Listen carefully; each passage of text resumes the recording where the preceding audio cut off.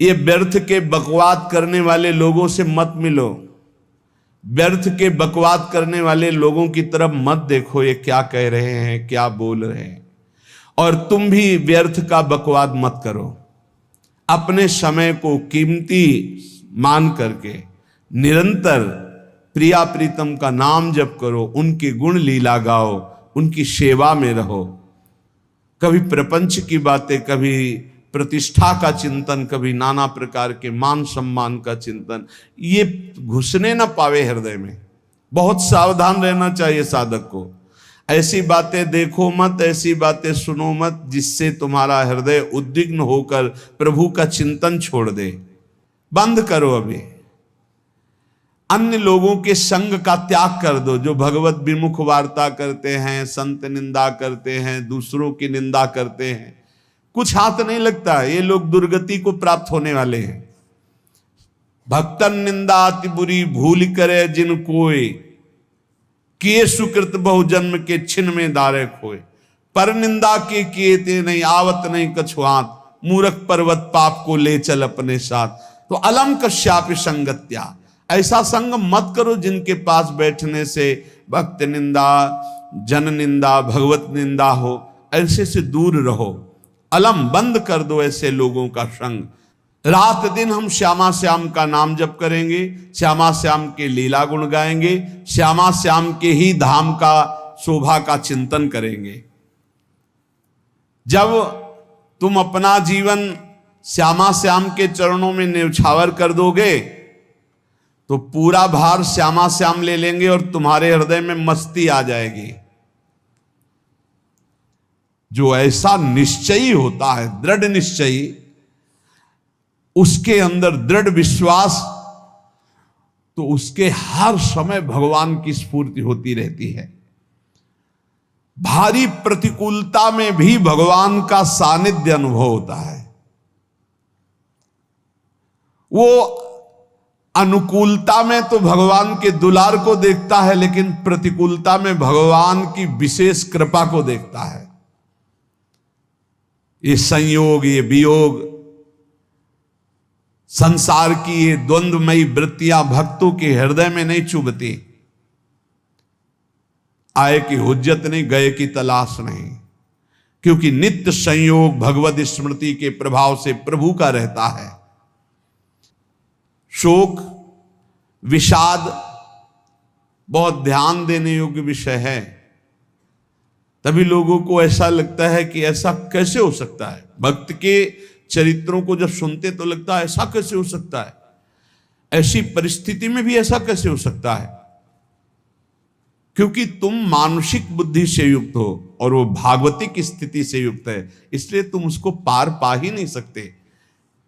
जब तुम अपना जीवन श्यामा श्याम के चरणों में समर्पित कर देते हो हृदय से, फिर उनकी कृपा से सब विघ्न दूर हो जाते, एक अपार मस्ती रहती है। नहीं तो शोक, विषाद, दुख, क्लेश, कष्ट, संताप, भय, उद्वेग, ये सदैव सताते रहते हैं। इसी से डिप्रेशन होता है। बार बार नकारात्मक चिंतन, शोक, विषाद, दुख, चिंता, क्लेश, संताप, भय, उद्वेग, यही पूरे मानसिक स्तर को नष्ट कर देते हैं। उत्साहहीन जीवन हो जाता है। जब तुम श्यामा श्याम को समर्पित हो जाते हो तो ये सब प्रवेश भी नहीं करते, एक अपार मस्ती बनी रहती है। अब क्या होगा? श्यामा श्याम जो करेंगे वही होगा। श्यामा श्याम पता नहीं कैसा करें, नहीं, वो सदैव मंगल भवन है, वो जो करते महामंगल होता है। यह निश्चय उपासक के हृदय में आ जाना चाहिए। इसलिए अपना सारा मन, सारी बुद्धि, सारा जीवन, प्रत्येक श्वास प्रभु को अर्पण कर दो, फिर देखो तुम निहाल हो जाओगे। दुख, शोक, विषाद, क्लेश, कष्ट, संताप, भय, उद्वेग, ये उसी को व्यापते हैं जिसने अपने जीवन को प्रभु के चरणों में अर्पित नहीं किया।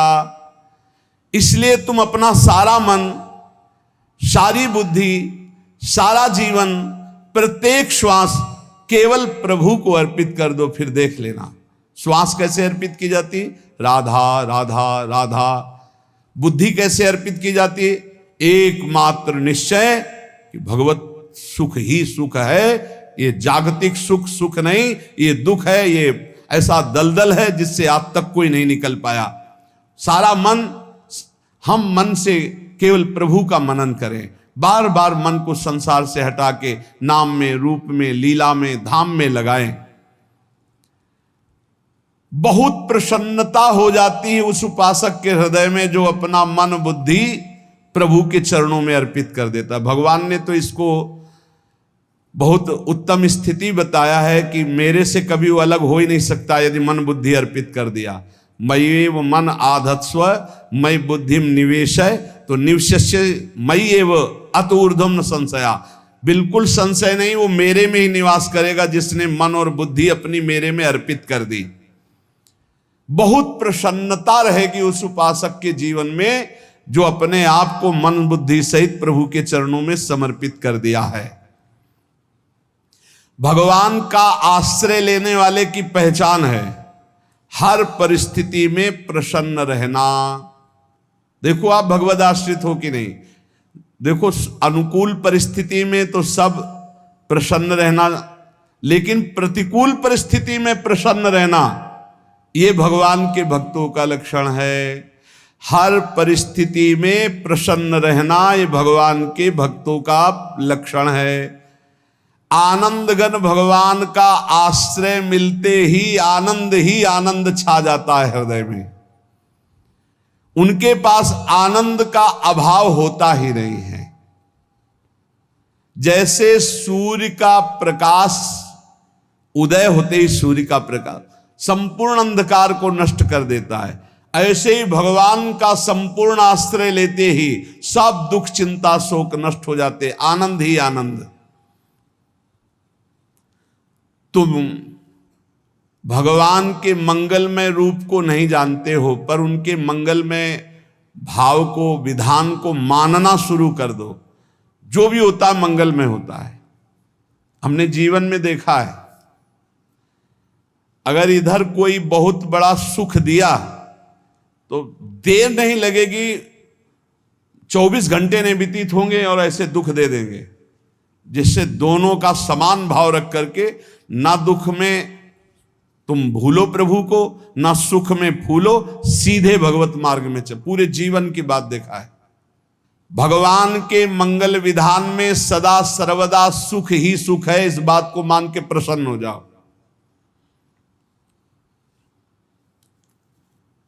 जब भगवान का भजन करने वाले की तन्मयता बढ़ती है भजन में, तो द्वेषी जन अपने आप तैयार हो जाते हैं। भक्त कभी किसी से द्वेष नहीं करता, अपने आप वो द्रोह करने लगते। तो नरसिंह मेहता जी से बहुत गांव के कई लोग थे जो जलते थे, ऐसे जलते थे कि अब क्या करें, कैसे मिटा दे नरसिंह मेहता जी को। अब उपाय तो मिल नहीं रहा था। तो एक दिन संतों की मंडली आई और उन्होंने कहा कि हम रास्ते में कोई चोर आदि धन ना ले ले, इसलिए यहां से किसी की हुंडी चलती है क्या द्वारिका में? पहले ऐसा था। बोले हाँ, हमारे यहां बहुत बड़े सेठ हैं नरसिंह मेहता जी, पर आप कहोगे वो मना कर देंगे। कई बार कहोगे, अगर वो स्वीकार कर ले तो वहां। और उनका लक्ष्य था कि नरसिंह मेहता जी की तो खाने की भी सुविधा नहीं थी, हुंडी कहाँ की बात आई। उनका था कि जब वो ना कहेंगे तो संतजन नाराज हो जाएंगे, अगर हाँ कह दिया तो वहां हुंडी चुकेगी नहीं, तो संतजन अपने आप इनको शाप दे देंगे, अपराध बन जाएगा, ये नष्ट हो जाएंगे। संतों को भेजा नरसिंह मेहता जी ने, सबकी दंडवत की, चरण पखाड़े। तो उनका ये इतना रुपया है, द्वारिका में साधु सेवा हम करेंगे, वहां तुम्हारी हुंडी चलती है, तो आप अरे उनका आप कहाँ भूल रहे हो, यहाँ खाने की भी व्यवस्था। बोले हमें सब पहले से बता दिया गया कि आप मना करोगे, बार बार मना मत करो, हमें पता है। तो उन्होंने ठाकुर जी की तरफ देखा, बोले क्या लीला है प्रभु, संतों से हम क्या कहें, ये ले रुपए। उस समय स्वर्ण की मोहरें चलती थी, बेच के बाजार से खूब उन संतों को पवाया, उन्हीं संतों की सेवा की। और उनका अपने सेठ का नाम तो बताओ जहां हमें जाके हुंडी मिलेगी। सेठ, सावल सा सेठ। संत जन गए वहां, पूछा कि नरसिंह मेहता जी का जिन सेठ से परिचय, उनका नाम सावल सा सेठ, उनकी गद्दी कहाँ है? तो जो कुछ भक्त थे वो द्वारिकाधीश की तरफ संकेत करते कि वही हैं। बोले नहीं नहीं, वो सेठ है, उनकी गद्दी चलती। पूरी बाजार में कहीं कोई। अब संत जन एकांत में होकर के बहुत विचलित हुए, क्या हमारे साथ धोखा हुआ? नरसिंह मेहता जैसा संत क्या धोखेबाज हो सकता है? देखो, संशय तो बहुत विचित्र होता है। बड़े बड़ों को संशय हो जाता है। जब भगवती सती जी को संशय हो गया, राम जी को, हे खग हे मृग हे मधुकर श्रेणी, ऐसा पूछते हुए कि सच्चिदानंद कैसे हो सकते, तो किसी को हो सकता है, क्योंकि वो बुद्धि की अधिष्ठात्री देवी है। जो ही उनके मन में ऐसा आया कि क्या हमारे साथ धोखा हो रहा है, इतने में ही देखा जय हो सावल सा सेठ की। वो कहा सावल सा सेठ? तो देखा बढ़िया मुनीम जी उनके साथ, और सेठ बस्ता लिए हुए मुनीम जी, सरकार इधर से चलो। तो उनका सावल सा सेठ आपका नाम है? संतों ने कहा। बोले हाँ। बोले नरसिंह जी? हाँ। बोले आपकी हुंडी आ गई है। हुंडी एक कागज में लिखा कि ये हमारे सेठ जी को दे देना। वैसे लोग मुझे माखन चोर कहते, कोई कुछ कहता, लेकिन आपने सेठ बना दिया। जब आपने सेठ बना ही दिया तो आप कभी परवाह मत करना तुम। और ये सेवक आपकी सेवा में सदैव तत्पर है। भगवान ने ऐसा लिखा। जो भगवद आश्रित है, एक बार ये चलता रहता है, जो संत जन होते हैं उनके विरोधी अपने आप बन जाते हैं, किसी से कोई मतलब नहीं, अपने आप विरोधी बन जाते हैं। कबीरदास जी का पूरी काशी में यश था। भजन करने वाले महापुरुषों का यश बढ़ता है जब, तो जो भजनहीन होते हैं उनके हृदय में जलन पैदा हो जाती है, और वो उनको विविध प्रकार से फंसाना चाहते हैं, उनको कष्ट देना चाहते हैं। तो कबीरदास जी के यश को धूमिल करने के लिए कुछ ब्राह्मणों ने एक रचना रची। मुड़ मुड़ा के कबीरदास जी के शिष्य बन करके पूरी काशी के सब आश्रमों में निमंत्रण दे आए। कल भंडारा है, संत सेवा है, सबने स्वीकार किया। कबीरदास जी अपनी दिनचर्या करके निकले तो संत मंडली आने लगी। बोले कै बजे सेवा है? साधु सेवा। बोले कौन सी साधु सेवा? बोले कल आपके शिष्यजन निमंत्रण दे के आए, पूरी काशी के सब संत आ रहे हैं। कबीरदास जी ने कहा यहाँ तो एक की भी व्यवस्था नहीं, पूरी काशी के संत आ रहे। अच्छा, समझ में आ रहा है, लीला बिहारी तुम लीला करना चाहते हो। गए अपना निकल गए गंगा किनारे, एक झाऊ के नीचे बैठकर अपना भजन ध्यान में मगन है। 11-12 बजे तो उन्होंने देखा संतों की मंडली, काशी तो बहुत। कबीरदास जी ने देखा कि आश्रम की, तो बोले पता नहीं क्या होगा, चलो चलते हैं। तो ऐसे गमछा वस्त्र करके ऐसे डालकर मुंह ढक करके, वहां बड़ी बड़ी पंगत लगी थी। कबीरदास जी सबको पाओ जी पाओ। कबीरदास जी के रूप में स्वयं भगवान पाओ जी। कबीरदास जी ने कहा अच्छा, जब स्वामी परस रहे तो हम भी बैठ के पा ले। तो जब उसी पंगत में बैठ गए अपना कपड़ा ढक करके, और जब मोहरे की दक्षिणा दे रहे थे सब लोग कि वाह कबीरदास जी ने आज तो साधु से। सबको जब कबीरदास जी के सामने आए तो ऐसे मुंह ढके, बोले देखो जो मेरा होता है उसे मुंह छुपाना नहीं पड़ता, मुंह ढकला नहीं पड़ता। लो दक्षिणा, तुम भी दक्षिणा ले। कबीरदास जी को कबीरदास जी दक्षिणा दे रहे, और वो कबीरदास जी है भगवान, और ये पाले वाले कबीरदास जी है भगवान के जन। कभी भगवान अपने, अरे जमाने जोर लगा ले, कितना जोर लगाएगा, भक्त और भगवान का झंडा कभी न झुकने पाएगा। बिल्कुल चिंता, शोक, भय, उद्वेग रहित जीवन भगवद आश्रित। तुम भगवान के मंगल विधान में सदा सर्वदा प्रसन्न रहो। अब ये विचार कर लो कि भगवान जो करेंगे तुम्हारा मंगल करेंगे। अब थोड़ा ऐसा बीच में लगता है कि अमंगल हो रहा है क्या, लेकिन पक्का समझो बहुत बड़ा मंगल उनका विधान होता है। बहुत ही उत्तम मंगल होता है भगवान के शरणागत का। भगवान हमारे विचारों वाले नहीं हैं, हमारे विचार प्राकृतिक है, भगवान के विचार चिदानंदमय हैं। वो अपने विचार से हमारा मंगल करते हो, हम अपने विचार से मंगल चाहते हैं। भगवान के विचार से मंगल ही हमारा होगा, इसलिए कभी हमको चिंता शोक भय नहीं करना चाहिए। भगवान की ओर से कभी तुम्हारे लिए ऐसा विधान नहीं होगा कि तुम दुखी हो जाओ, बस तुम्हारी सोच हो सकती है, उसका परिणाम बहुत मंगल होगा। जगत की ओर से निराश हो जाओ, किसी से आशा मत रखो, फिर आप देखो आपका जीवन कैसा आनंदमय व्यतीत होता है। ये जो जगत की आशा है यही दुख प्रदान करती, सच्ची जगत की आशा ही दुख प्रदान करती है। अगर जगत से कोई संबंध न रखा जाए और भगवत भाव में रहकर तो बहुत अच्छा जीवन चलेगा। अपने कर्तव्य का पालन करो, परिवार को भगवत स्वरूप मानकर पोषण करो, किसी से कोई संबंध मत रखो, कोई आशा मत रखो, यही अध्यात्म सिखाता है। अपने आप भगवत स्वरूप, सबका व्यवहार मंगलमय और आपका जीवन मंगलमय।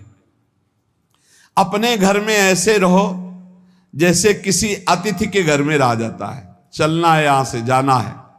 कौन रहता है अपने घर में अतिथि की भांति? भगवान का भक्त। जाना है यहां से, अपनी प्रिया प्रीतम के पास जाना। ये हमारा घर नहीं है, यहां तो हम समय व्यतीत कर रहे हैं, अपनी आयु व्यतीत कर रहे हैं भगवत आराधना करते हुए। हमें जाना है प्रिया प्रीतम के पास।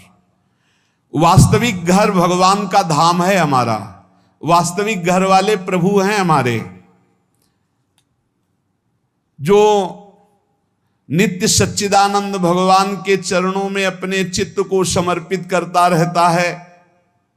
उसको यह अनुभव होने लगता है कि बड़ी कृपा है हमारे ऊपर, भगवान की बड़ी कृपा है हमारे ऊपर। सर्वसमर्थ परम सुहृद भगवान ऐसे भक्त के ऊपर हर समय वरद हस्त रखे रहते हैं। ये केवल प्रवचन नहीं, सच्ची बात मानिए। ऐसे भगवान का वरद हस्त हर समय रहता है। जब भगवान की छत्र छाया में भक्त अपने को देखता है तो आसपास घोर विपत्तियों का भी समुदाय हो तो भी वो आनंद में मगन रहता है। हर हालत में आनंदित रहना ये भक्त का स्वभाव है। भगवान ऐसे भक्तों को प्यार करते हैं जैसे कछुआ अपने अंडे को बाहर रख आवे और रात दिन उसका चिंतन करे। जब भक्त भगवान को समर्पित होता है तो भगवान रात दिन उसकी ऐसे चिंतन सुरक्षा करते हैं। अभय, ये दैवी संपदा का पहला गुण है। ये भगवान के शरणागत पर जागृत हो जाता है, वो भयभीत नहीं होता, किसी भी उससे भयभीत नहीं होता। यही डरपि हरिवंश हित, जिनो भ्रमय गुण सलिल पर। इस डर से डरते रहना चाहिए कहीं गुण रूपी पानी में फिसल न जाए, नहीं तो गलती हो सकती है। साधक सावधान रहे। ये अभय दैवी संपदा का सबसे बड़ा गुण है। जो भयहारी भगवान की शरण में आ जाता है तो उसके अंदर ये अभय प्रकट हो जाता है।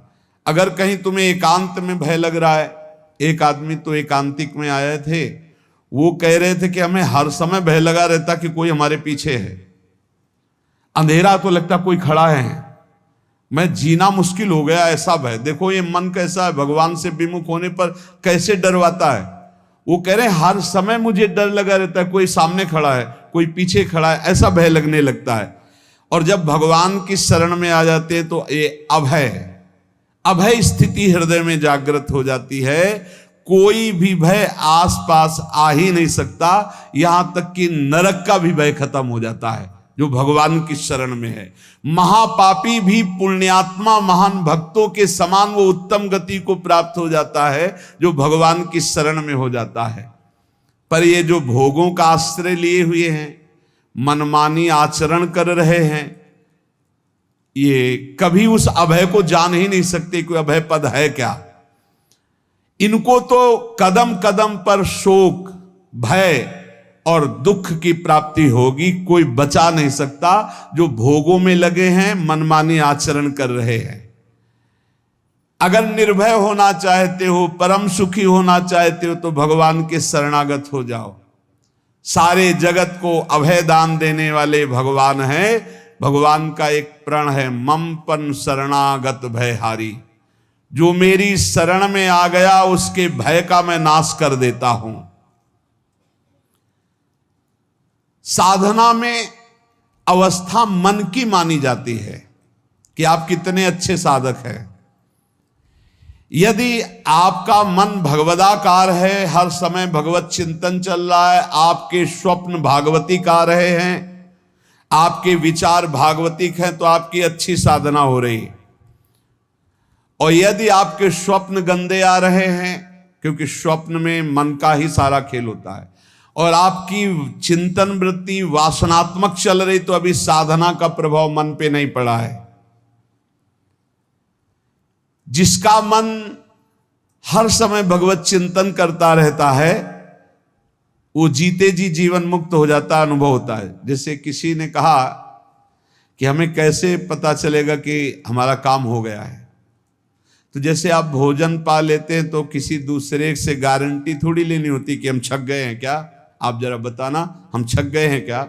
नहीं, अपने हृदय में आ जाता है कि अब मैं तृप्त हो गया। ऐसे ही अपने हृदय में आ जाता है कि मेरा काम हो गया, अब मेरा जन्म नहीं होगा। ये हृदय में आ जाता है, अपने आप अनुभव में आ जाता है। जब स्वरूप बोध होता है तो किसी और से सलाह थोड़ी लेनी होती है, वो अपने आप अनुभव में आ जाता है।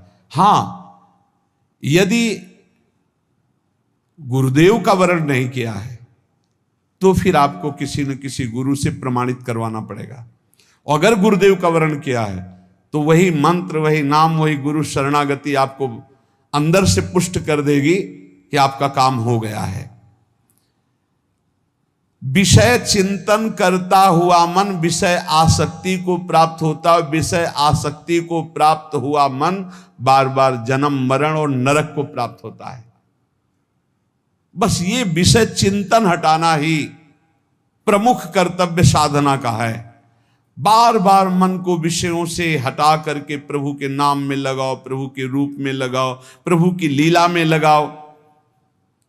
जहां भगवान प्रकट होते हैं वहां परमानंद की बाढ़ आती है। पर ये ध्यान रखें, गुलाब का फूल कांटों में खिलता है, उसकी सुगंध लेनी, फूल लेना है तो कांटों से बचाकर। ऐसे ही जब आप भगवत चिंतन के लिए चलेंगे तो आपका चिंतन चुराने के लिए माया विविध नाटक करेगी, कांटे फैलाएगी। कोई तुम्हारी निंदा करेगा, कोई अपमान करेगा, कोई उपहास करेगा, तुम्हारी अव्यवस्था हो सकती है, तुम्हारी परिस्थिति बहुत भयावह हो सकती है। इन परिस्थितियों में भी भगवत चिंतन का तार ना टूटने पावे तो आगे गुलाब का फूल है। जैसे कांटे से बचाकर गुलाब का फूल लेते हैं और भगवद अर्पित करके सौरभ का सुख लेते हैं, ऐसे ही भगवान के प्रेमानंद का अनुभव करने के लिए संसार के कांटों से बचना होगा। और खिलेगा यही फूल संसार में ही, मनुष्य देह में, और योनियों में नहीं। भगवत प्राप्ति स्वर्ग में नहीं होगी, इसी मृत्यु लोक में होगी। पहले मन नहीं लगता भगवत चिंतन में, भगवत चिंतन जबरदस्ती करना पड़ता है। भगवत चिंतन जे ही प्रारंभ करोगे ते ही बहुत बाढ़ आ जाएगी पाप चिंतन की। ध्यान दीजिए, बहुत लोग प्रश्न करते रहते हैं कि हम जब भजन में बैठते हैं तो बहुत गंदी बातें आती, मन बड़ा चंचल होता है, भाग जाता है। ऐसा प्रारंभ में जब कोई भगवत चिंतन प्रारंभ करता है तो उसका मन विषयों में भागता है, गंदी बातों में भागता है। अब लोग कहते पहले तो हमारा चिंतन बढ़िया होता था, अब चिंतन नहीं होता। तो कोई सिद्ध पुरुष थोड़ी हो गए, तुम्हें जबरदस्ती चिंतन करना होगा। जगत के प्राणी में जहां मन जाए तो इसमें भी भगवान, पदार्थ में मन जाए तो उसमें भी भगवान, जहां जहां मन जाए वहां वहां भगवान देखो, या मन को हटाकर नाम मंत्र में लगाओ। ऐसे भगवत स्मृति जागृत की जाती है, बार बार प्रयास करना होता है। कई लोग ये प्रश्न करते हैं कि हमसे बड़े पाप हो गए तो क्या हमें भगवान की प्राप्ति हो जाएगी? तो यहां कह रहे हैं भगवान किसी के पूर्व जीवन को नहीं देखते हैं, वर्तमान के भजन को देखते हैं। पकड़ो इस बात को। अगर वर्तमान में आज आप सुधर गए हो, नाम जप कर रहे हो, तो आप भक्त हो। ये गीता जी में भगवान ने कहा, अपिचेत सुदुराचारो भजते माम अनन्य भाग साधुरेव समंतव्या सम्यक व्यवसिता। ऐसा बहुत दुराचारी पहले रहा है, बाद में उसके मन में आ गया कि भगवान के सिवा हमारा कोई कल्याण करने वाला नहीं, हमारा कोई नहीं। तो भगवान कहते हैं मैं उसे साधु ही मानता हूं, उसे साधु बना देता हूं। भगवान किसी के पूर्व जीवन को नहीं देखते। बहुत बढ़िया बात है। कल तक हम क्या करते रहे भगवान नहीं देखते, आज क्या कर रहे हो ये देखते हैं। यदि आज आप भजन में लग गए हो, अच्छे आचरण कर रहे हो, तो आपको भगवत प्राप्ति हो जाएगी। भगवान ये नहीं देखते कि पूर्व में पुण्यात्मा रहा है कि पापात्मा रहा है। भगवान वर्तमान में देखते कि मेरा भजन कर रहा है, बस इसी से कल्याण कर देते हैं। पकड़ो इस बात को, तो कभी प्रश्न नहीं उठेगा कि क्या हमको भी भगवत प्राप्ति हो सकती है क्या। हमारा मन यदि श्री भगवान को चाहने लगे तो श्री भगवान हमारे मन में ही आकर बस जाएंगे। भगवान की रूप माधुरी में मन डूबने लगेगा। यथार्थ सत्य, जो भगवान से थोड़ा भी प्यार करने लगे हैं, उनके हृदय में भगवान की उनकी भावना के अनुसार झलक आने लगी है। हृदय में प्रभु के आते ही अनंत जन्मों के संस्कारों का नाश हो जाता है। इसलिए तुम अपने पहले वाले घृणित जीवन को याद भी मत करो और उसको सोचकर जरा निराश भी मत हो। अमावस्या में घोर अंधकार रहता है, पर प्रातः काल में अंधकार नष्ट हो जाता है। ऐसे ही नाम का उच्चारण करते ही तुम्हारे जितने पाप अंधकार हो सब नष्ट हो जाएंगे। तुम चाहो कि एक क्षण भी प्रभु को ना भूलो। अब वर्तमान में ऐसी स्थिति बनाओ। जो प्रभु को नहीं भूलने की चाह करता है कि मुझे ऐसी स्थिति प्राप्त हो कि मैं कभी प्रभु को ना भूलूं, तो सच्ची मानो और कोई बात भगवान सुने ना सुने, ये बात जल्दी सुन लेते हैं। भजन की मांग करो तो बहुत जल्दी भगवान पूर्ण करते हो। भजन जिसका चलने लगा तो फिर लोकांतर के सारी रिद्धियां सिद्धियां सुख वैभव तो उसके चरणों में लौटते हैं। जब हम प्रभु से प्रभु का स्मरण न मांगकर भोग मांगते हैं, तभी हमारा भजन रुक जाता है, भजन नहीं चल पाता। यदि हम प्रभु से केवल भजन मांगे तो विश्वास करो ब्याज में सब हो जाएगा। मूल भजन तो आपका बचेगा ही, ब्याज में लोकांतर के भोग आपके चरणों में लुटते घूमेंगे। आप भजन करके तो देखो। अरे घिघियाने की जरूरत नहीं, किसी से मांगने की जरूरत नहीं, भजन करके देखो, सब ठीक हो जाएगा, सब अपने आप बन जाएगा। हम बहुत बड़ी भूल कर देते हैं कि थोड़ा भजन करके प्रभु से कुछ सांसारिक वस्तुएं, स्थितियां, परिस्थितियां बदलने की मांग कर लेते हैं, जिससे भजन छूट जाता है। प्रभु की स्मृति इतनी महान है कि जिन्होंने बैर भाव से प्रभु का स्मरण किया उनको भगवान की प्राप्ति हो गई। जैसे कंस आदि भगवान से बैर ही तो रखते थे, लेकिन भगवान की स्मृति रहती थी। स्मृति ने उनको भगवत प्राप्ति करा दी। स्मृति में महान सुख है, पर वो जब भक्ति रस से युक्त स्मृति होती तब माधुर्य रस, प्रेम रस का अनुभव होता है। कल्याण तो वैर भाव से स्मरण करने वालों को भी प्राप्त हो गया। यदि आप भक्त हो और ये चाहते हो कि आपकी भागवती की स्थिति बहुत जोर की हो, तो हम आपसे प्रार्थना करते हैं कि रोज प्रभु से एक ही बात मांगिए, मुझे अखंड स्मृति दीजिए। अर्जुन जी को पूरी गीता जी सुनने के बाद यही मिला, नष्टो मोहा स्मृति लब्ध्वा। स्मृति, प्रभु आप हम पे ऐसी कृपा कर दो कि हमारे हृदय में किसी और व्यक्ति, वस्तु, स्थान की स्मृति न रह जाए, केवल आपकी स्मृति रह जाए। ये चाह भगवान बहुत जल्दी पूर्ण कर देते हैं यदि उपासक हृदय से ये बात मांगे। भगवान की कृपा से ही ऐसा हो सकता है कि अखंड स्मृति ये कर्म फल से नहीं मिलती है। प्रभु के प्रति निर्भर होकर जो दैन्यता पूर्वक प्रभु से मांगता है और हर समय अभ्यास करता रहता है भगवत स्मरण का, उसको ये स्मृति मिलती है। और स्मृति मिल गई तो इससे बड़ी कोई स्थिति नहीं, हर समय भगवान का स्मरण। प्रभु से मन प्रतिपल नया नया स्वाद लेकर के आसक्त होता रहता है, नवम नवम। प्रभु कभी बासी नहीं होते। जैसे किसी व्यक्ति को देखो तो देखते देखते मन हट जाएगा कि देख लिया, बहुत सुंदर है, ठीक है, लेकिन वो एक दिन मन हट जाएगा। और प्रभु की सुंदरता नवम नवम है, प्रभु के नाम का स्वाद नवम नवम है, प्रभु की लीला का स्वाद नवम नवम है, प्रभु के धाम की शोभा नवम नवम है। जैसे आचार्य महाप्रभु हरिवंश चंद्र जी कहते, नयो नेह नव रंग नयो रस नवल श्याम वृषभानु किशोरी, नव पीतांबर नवल चूनरी, नई नई बूंदन भींजत गोरी, नव वृंदावन हरित मनोहर, नव चातक बोलत मोर मोरी, नव मुरली जो मल्हार नई गति, सब कुछ नया। तो नवम नवम प्रभु प्रतिपल नवम नवम प्रभु का रूप, प्रियाजू का नवम नवम, अबहीं और अबहीं और अबहीं और है।